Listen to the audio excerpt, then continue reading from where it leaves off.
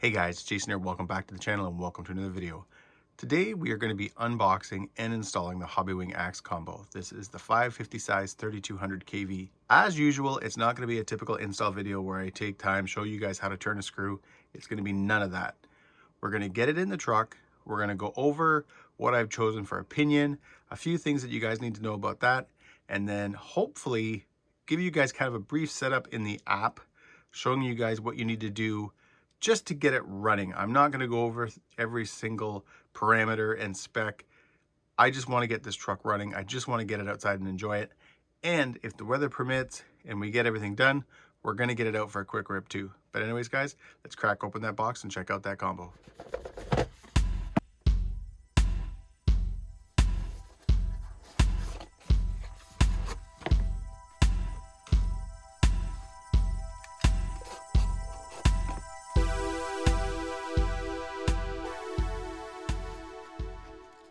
All right, guys, so as you can see, I'd already removed the stock electronics out of the Bronco, as well as I've also got the Traxxas 400 ounce servo installed.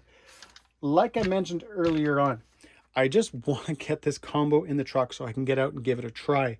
I also picked up, I should mention, guys, these little guys here. So all they are is just male JST connectors.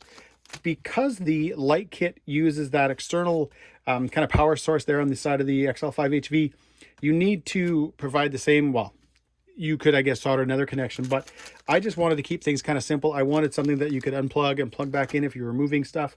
So what I'm going to do is I'm either going to solder this to the connector, so you'll have the power on there, because I should make note of this, guys. The light kit does have a power regulator in it, and it's good for 3S. So I don't know what would happen if you went directly to a 4S. I don't think that would be a good thing. But the other thing I might do later on is I could even just go right off these connectors here. So just kind of solder them up and put the power connector right off here. Either way, if it's on the connector at the end or here, it isn't going to matter. But I just want to get this thing installed, guys. So here I go. All right, guys, so I got everything installed. The ESC and motor fit no problem. There's lots of clearance up here. And as you guys can see, I also did get rid of the fan. The only reason I did is given the time of year. It's still kind of cool out. I don't think I'll have any issues with temps. What I do want to bring a little bit of emphasis to, guys, is the gearing. The stock spur in the 2-speed is a 45 tooth. This motor uses a 5mm shaft, which means you have to buy a 5mm bore 32 pitch pinion. And that is not a super common size. I actually, guys, only had a 14 tooth and I have a ton of pinions.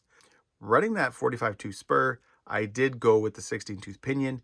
If you change the 45 tooth to the optional 39 tooth, you can go all the way up to like 22 tooth pinion, which I think would be pretty insane. What I've done, guys, for this video is, like I mentioned, I'm going to be running that 16 tooth pinion. I'm not sure how it's going to be.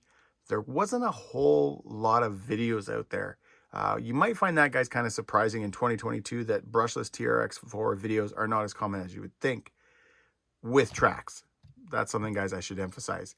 There are lots of brushless videos. There's lots of brushless rock crawling videos, so where guys really geared it down, you know, to have really, really good control. Being that this whole truck is based around the deep tracks and based around winter driving and snow driving, I wanted some fun. I wanted some wheel spin. So that is why I went with this combo, and also why I went with that 16 tooth pinion. We won't know how that is until I actually get out and start running the truck, but for now, that is what I'm sticking with. And if I have to go, I can install the 14 tooth or even possibly go lower. All right, guys, before we get out and run this truck, I just wanted to quickly go over my setup. Now, I did this very quick because all I want to do is get the truck running. And out of the box, this thing was going in reverse. So I actually had no idea what I was doing. I had to Google this because I've never used the Hobbywing Bluetooth setup before. When you first download the app, you open it up, you got to click up here on this little button. This will bring up some of your devices. Obviously, you're choosing the Hobbywing. Once that's done, you will get a password prompt. And I didn't even know that. I had to go into the manual for it. Default was 888888, I think. It was either 4 or 6 8s or 8 8s. I don't remember. But after you get in, I renamed the truck TRX4. The only things, guys, I've done in here was I changed up some of my drag brake. I going to knock that down to 50%. And I had to change my motor rotation from counterclockwise to clockwise, and my BEC was default at 6 volts, and I changed it over to 7.4. I need to spend a little bit of time in here. I even need to go over, guys, what some of these settings are. I'm not really 100% sure on the drag brake increase rate. From what I understand, it has to do with how much throttle you're giving and how hard it then applies the drag brake. So I'm assuming if you're doing like a lot of speed and your motor rotation is fast, your RPMs are fast, I'm assuming it wouldn't throw on the brake as quick, just because you don't want to go ass over tea kettle. That's what I think, but I'll be honest, guys, I'm not 100% sure on that. Once I get out and I start playing with the truck, playing with the settings, and spend a little bit more time researching this stuff, I will definitely be doing another video showing kind of my final settings and not sounding like a bumbling idiot right now. But I've got everything good to go. I'm going to show you guys that it's working. I'm going to show you guys that it's going forward, and then we're going to head outside.